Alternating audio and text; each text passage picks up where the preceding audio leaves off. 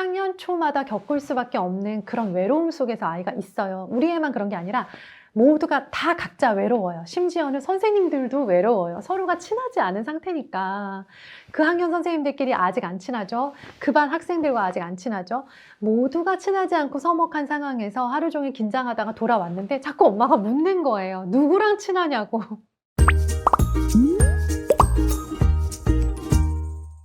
네, 안녕하세요. 반갑습니다. 새학년 들어서 또 아이들 잘 도와줘야지 내가 우리 아이들 새학년 잘 시작하도록 열심히 도와주고 이끌어주는 엄마가 되겠어 라는 생각 하시잖아요. 저도 똑같은 각오로 가득한 그런 엄마인데요. 제가 저희 두 아이가 이번에 고등학교 2학년 그리고 1학년 이렇게 되다 보니까 벌써 새학년 맞이가 10년이 넘었더라고요. 더구나 애가 둘이니까 각각 특성이 다른 아이들 새학년을 한 20번을 치렀다는 그 결론이 나더라고요. 그러면서 저 역시 많은 시행착오를 겪었지만 이제는 노련해져서 하지 않는 실수.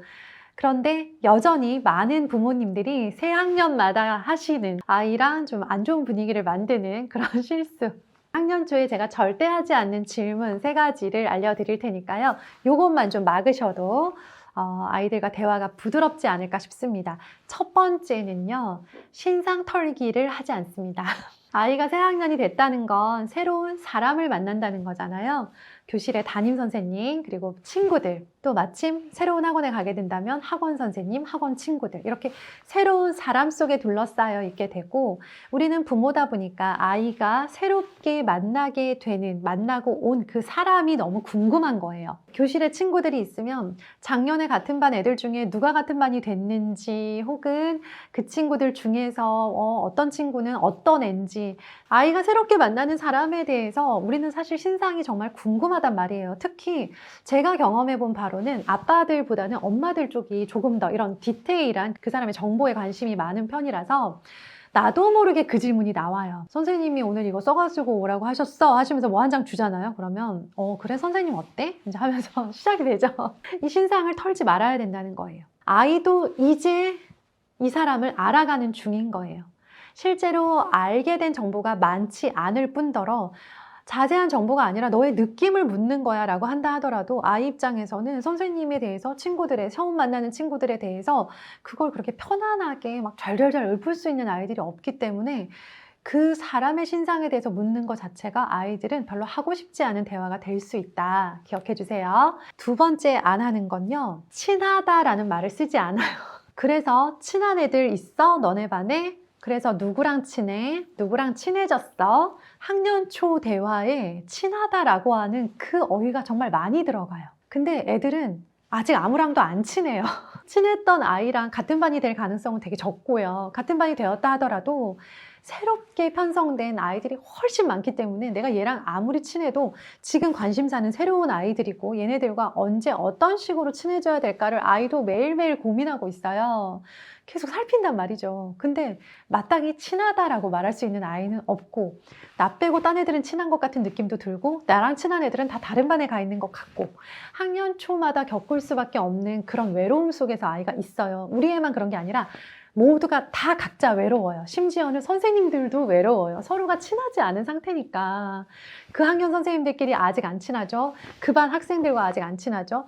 모두가 친하지 않고 서먹한 상황에서 하루 종일 긴장하다가 돌아왔는데 자꾸 엄마가 묻는 거예요. 누구랑 친하냐고.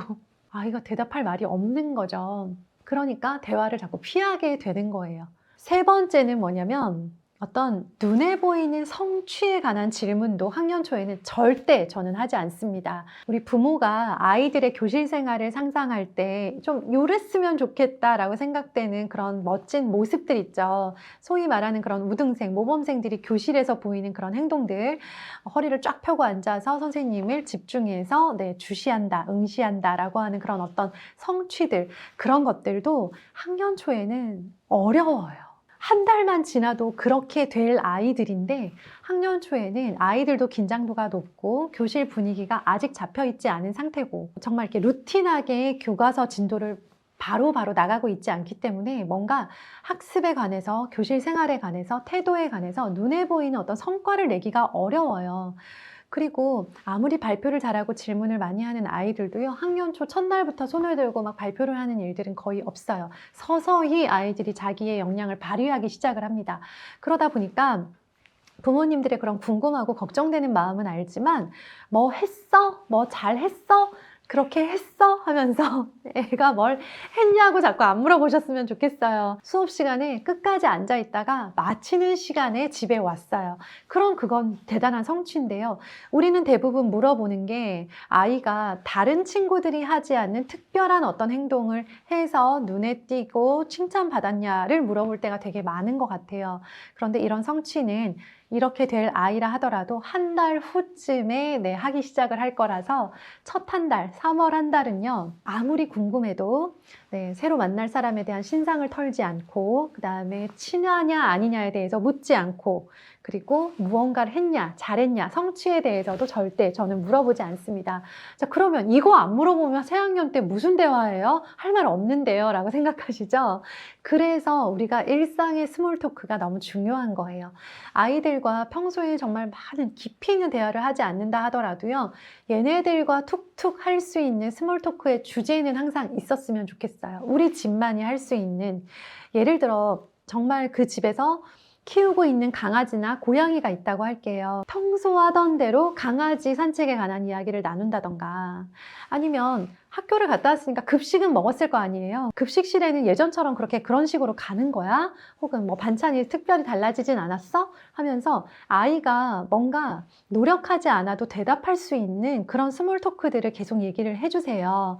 그리고 교실의 위치, 새로 바뀐 위치나 뭐 달라진 점은 없는지, 혹은 날씨는 어떻게 느꼈는지, 이 정도로 아이가 뭔가 교실에서 새로운 걸 알아내거나 빠르게 적응하지 않아도 그냥 쉽게 대답할 수 있는 것들을 해주시고요. 사실은 저는 새학년이 되면 저희 아이들의 말수가 굉장히 줄어들어요. 뭘 말해야 될지 몰라서 좀 허둥지둥하는 게 보여요. 뭔가 부모님이 궁금해하는 건 알겠는데 새롭게 알게 된 신상도 적을 뿐더러, 남자아이들은 워낙에 서로 공유하는 게 없다 보니까 새롭게 누군가를 알게 되지도 않았고 빠르게 친해지지도 못하는 스타일의 아이들이고, 더구나 학년 초에 바로 성취를 드러내는 스타일의 아이들도 아니다 보니까 할 말이 없는 거예요. 그래서 저는 오히려 새학년이 되었을 때 3월에는 제 얘기를 많이 하는 시간으로 보내요. 제 얘기가 들어가는 경우 새학년의 긴장도가 확 떨어져요. 제가 뭐 미용실에 갔다 왔다던가, 하던 일을 오늘도 제대로 못해서 망한 것 같다던가, 오늘도 달리기를 했는데 뛰다가 너무 힘들어서 그냥 접고 들어왔다던가, 그냥 늘 비슷한 일상을 살아가는 제 얘기가 오히려 새학년을 앞두고 긴장되어 있는 그 아이들에게는요, 되게 따뜻하고 포근하고 긴장을 풀어주는 그런 역할을 해줄 수가 있거든요. 정리되지 않아서 말할 거리가 없는 아이들에게 막 질문을 해서 끌어내기보다는 지들이 때가 돼서 할 말이 있으면 말을 하겠지라는 마음으로 제가 실패했던 사례들, 제가 망한 거, 굴욕적인 얘기들을 위주로 3월의 대화를 이끌어가는 편입니다. 그러다 보면요, 애들이 슬금슬금 꺼내기 시작을 해요. 때마다 달라요. 시기마다 다르고 학년마다 다르고 그 학년의 분위기마다 다른데요. 저희 아이들은 뭐 너무 감사하게도 좋은 학급만 만났어요는 아니에요. 정말 힘들었던 학년들도 꽤 있거든요. 그럼에도 불구하고 결국에는 아이들이 시간이 지나면서 자기 얘기를 꺼내기 시작을 하는데, 그때까지는 우리의 그런 굴욕적인 실패 경험들로 아이가 말을 꺼낼 때까지 기다려주는 그런 노력을 하셨으면 좋겠고요. 저는 그렇게 새학년 3월에 그 긴장된 분위기들을 좀 노련하게 풀어가고 있습니다. 도움 되셨으면 좋겠어요. 새학년 3월 너무 비장해지지 마시고요. 즐겁게 즐기면서 하루하루 엄마 얘기 실컷 하는 시간이다 생각해 주셨으면 좋겠습니다. 감사합니다.